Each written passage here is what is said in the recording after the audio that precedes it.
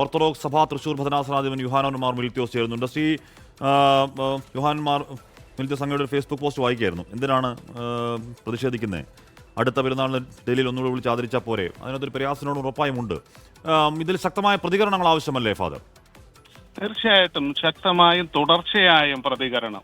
ഇത്തരം ആളുകളെ ഏതെങ്കിലും സമയത്ത് ആദരിക്കുമ്പോൾ അവരുടെ ശൈലികൾ, അവരുടെ പ്രവർത്തനങ്ങൾ അംഗീകരിക്കുന്നുവെന്നാണ് പൊതുവെ അവർ മനസ്സിലാക്കുക. അത് ഇത്തരം പ്രവർത്തികൾ ആവർത്തിക്കാൻ അവരെ പ്രോത്സാഹിപ്പിക്കുന്നതാണ്.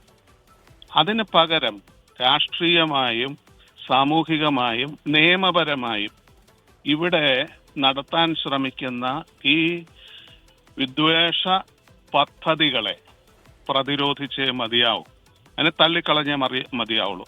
തീർച്ചയായിട്ടും ഭാരതത്തിന്റെ രാഷ്ട്രീയ നേതൃത്വത്തിലുള്ള, ഭരണ നേതൃത്വത്തിലുള്ള ആളുകളുണ്ട്. പക്ഷെ അവരെ പോലും വിമർശിക്കാൻ അവകാശം നൽകുന്ന ഒരു ഭരണഘടനയാണ് നമുക്കുള്ളത്. അവരെന്തെങ്കിലും തെറ്റ് ചെയ്താൽ അതിനെയും ചോദ്യം ചെയ്യാൻ സാധിക്കണം. അതിനു പകരം അവരെ വിളിച്ച് ആദരിക്കുകയും ആ ആദരവിലൂടെ അവർക്ക് പ്രോത്സാഹനം ലഭിക്കുകയും ചെയ്യുന്നത് ഒരിക്കലും ഇവിടുത്തെ ന്യൂനപക്ഷ സമുദായങ്ങൾക്കോ അല്ലെങ്കിൽ ജനാധിപത്യത്തിൽ വിശ്വസിക്കുന്ന ഏതെങ്കിലും പ്രസ്ഥാനത്തിനോ യോഗ്യമായതാണ് എന്ന് ഞാൻ കരുതുന്നില്ല. അതിലേറ്റവും കൂടുതൽ ഞാൻ കുറ്റപ്പെടുത്തുന്ന എൻ്റെ സമൂഹത്തെ തന്നെയാണ്, ക്രൈസ്തവ സമൂഹത്തെ തന്നെയാണ്. അല്ല ഫാദർ, മന്ത്രി വി ശിവൻകുട്ടി ചോദിക്കുകയാണ്, ഇത് തിരുമേനിമാർ ഇപ്പോൾ ഇങ്ങനെ ദീപികയിൽ മുഖപ്രസംഗം എഴുതിയാൽ മതിയോ? തിരുമേനിമാർ ഒന്ന് പറയാൻ ധൈര്യം കാണിക്കണ്ടേ? എന്തിനാണ് ധൈര്യക്കുറവ്? നോക്കൂ ഫാദർ, ഒരു 2 പാവം സാധു സ്ത്രീകൾ താടിക്ക് കൊടുത്തിരിക്കുകയാണ്. അത് പോലീസ് സ്റ്റേഷനകത്ത്. ചുറ്റും അക്രമാസക്തരായ ആണും പെണ്ണും വരുന്ന ജനക്കൂട്ടം അവർക്ക് നേരെ ആക്രോശിക്കുകയാണ്. ഒറ്റയ്ക്ക് നിൽക്കുകയാണ്. പോലീസ് അടക്കം ആ ബജരംഗ് ദളിനൊപ്പം നിൽക്കുകയാണ്. എന്ന് പറഞ്ഞാൽ ഒരു ക്രൈസ്തവ വിശ്വാസം എന്ന് പോട്ടെ, ഒരു മനുഷ്യൻ എന്നുള്ള നിലയ്ക്ക് പോലും കണ്ടാൽ വേദനിക്കുന്ന ഒരു വിഷയത്തിൽ എഴുന്നേറ്റ് നിന്ന് നട്ടല് നിവർത്തി 4 വർത്താനം പറയാൻ എന്തിനാണ് ഭയം? എന്തിനാണ് ധൈര്യക്കുറവ് ഫാദർ?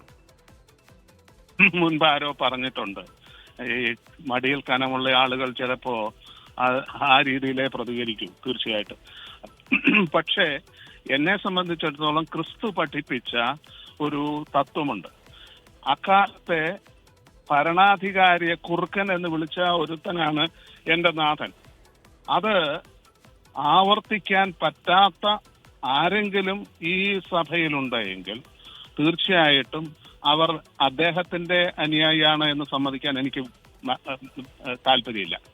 മറിച്ച് ഇതിനെ പൊതുവായി, ഞാൻ പറഞ്ഞല്ലോ, രാഷ്ട്രീയമായിട്ടും സാമൂഹികമായിട്ടും അതുപോലെ നിയമപരമായിട്ടും നിരന്തരമായ പ്രതിരോധം ഉയർത്തിയേ മതിയാവും.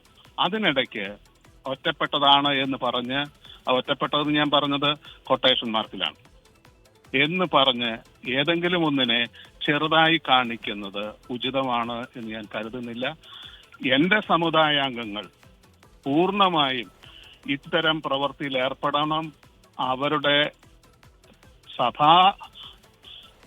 സ്ഥാപകൻ അതാണ് ആവശ്യപ്പെട്ടിട്ടുള്ളത്.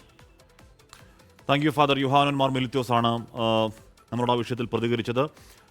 എന്തുകൊണ്ടാണ് വി ശിവൻകുട്ടി പറഞ്ഞ ഒരു ധൈര്യക്കുറവ് എന്ന ചോദ്യത്തിന് ഫാദർ തന്നെ മടിയിൽ കനത്തിൻ്റെ കാര്യമൊക്കെ പറയുന്നുണ്ട്. എന്താണെങ്കിലും പോട്ടെ, ഇനി എന്താണെങ്കിലും നമ്മൾ കാണുന്ന ദൃശ്യങ്ങൾ അത് മനുഷ്യവിരുദ്ധതയുടെ ദൃശ്യങ്ങളാണ്. 2 പാവങ്ങളെ ഈ പറയുന്ന മലയാളികൾ എന്ന കൺസിഡറേഷൻ പോട്ടെ, അല്ലെങ്കിൽ ക്രൈസ്തവർ എന്നതും പോട്ടെ, 2 മനുഷ്യർ, 2 സാധു സ്ത്രീകൾ എന്ന നിലയ്ക്ക് കണ്ടുകൂടെ? അവരെ ചുറ്റും വളഞ്ഞു നിന്ന് പോലീസ് സ്റ്റേഷനിൽ വരുന്ന ആക്രോശിക്കുകയും അസഭ്യം പറയുകയും അവിടെ കൈച്ചോദ്യമടക്കം ഉണ്ട്. കന്യാസ്ത്രീകളെ അല്ല, ഇപ്പുറത്തിരിക്കുന്ന ആളെ. അങ്ങനെ ഒരു ഭീകരമായ സാഹചര്യം നിൽക്കുമ്പോൾ ദൃശ്യങ്ങൾ കാണുന്ന ആർക്കും പൊള്ളില്ലേ? മലയാളി എന്നുള്ള നിലയ്ക്ക് പൊള്ളില്ലേ? പൊള്ളണ്ടേ? പ്രതികരണം ഉണ്ടാവണ്ടേ? ആ പ്രതികരണം ഉണ്ടാവാത്തതിനെ രൂക്ഷമായി വിമർശിക്കുകയാണ് ഓർത്തഡോക്സ് സഭ തൃശൂർ ഭദ്രാസനാധിപൻ യുഹാനോൻ മാർ മിൽത്യോസ്. മന്ത്രി വി ശിവൻകുട്ടി, ധൈര്യമുള്ള തിരുമേനിമാരുമുണ്ട് എന്ന് മന്ത്രി വി ശിവൻകുട്ടി കൂടിയ പ്രതികരണങ്ങൾ മനസ്സിലാക്കിയിട്ടുണ്ടാവണം. എന്തായാലും ഇപ്പോൾ ലോക്സഭയിൽ കനത്ത പ്രതിപക്ഷ പ്രതിഷേധമാണ്. ഛത്തീസ്ഗഡിൽ കന്യാസ്ത്രീകളെ അറസ്റ്റ് ചെയ്ത വിഷയം ഉന്നയിച്ച് പാർലമെന്റ് പുറത്ത് ഇടതുപക്ഷ എംപിമാരും പ്രതിഷേധിക്കുകയാണ്. വലിയ പ്രതിഷേധം. അവിടെ ബീഹാറിലെ വോട്ടർ പട്ടിക വിഷയത്തിൽ പ്ലക്കാർഡുകൾ ഉയർത്തി പ്രതിപക്ഷം മറ്റൊരു സ്ഥലത്ത് പ്രതിഷേധിക്കുന്നു.